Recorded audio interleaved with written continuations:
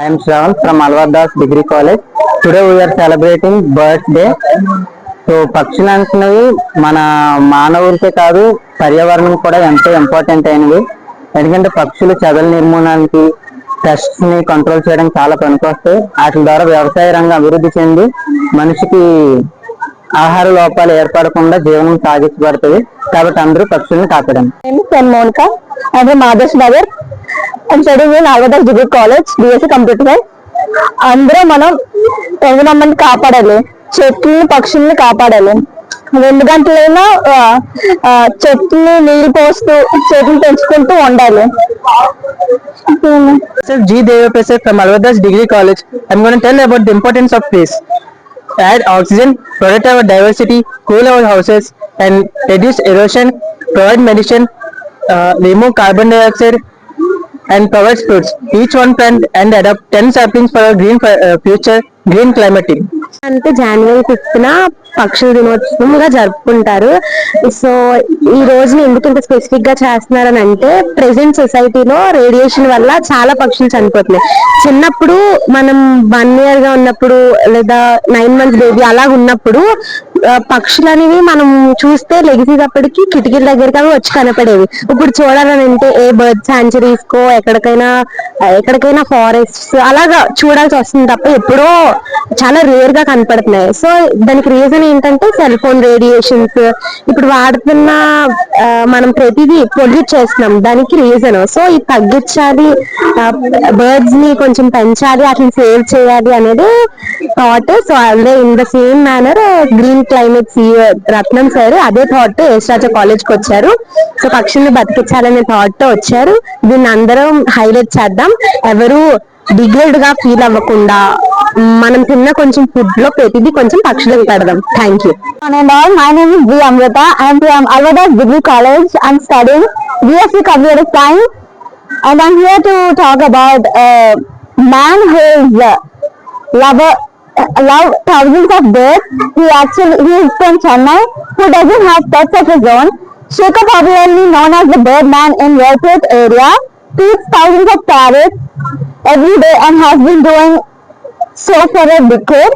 Shekhar started out with putting rice and grains with water on his parapet wall for sparrows and squirrels. One day, around the time tsunami devastated the subcontinent, 2 parrots came to Shekhar's house in search of food. 10 years later, around 3,000 parrots now knock at the Shekhar door for food, and it is open for them every day without fail.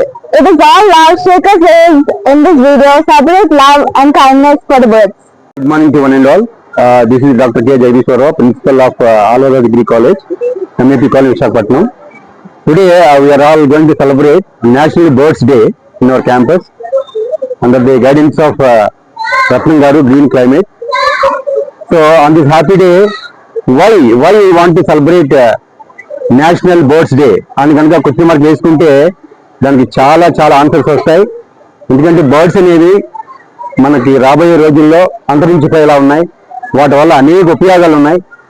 దానివల్ల ఏంటంటే ఈ పంటలు అయితేనే కానీ, ఈ పర్యావరణం అయితేనే కానీ ఎంతో అభివృద్ధి చెందాలంటే బర్డ్స్ ఉండాలా.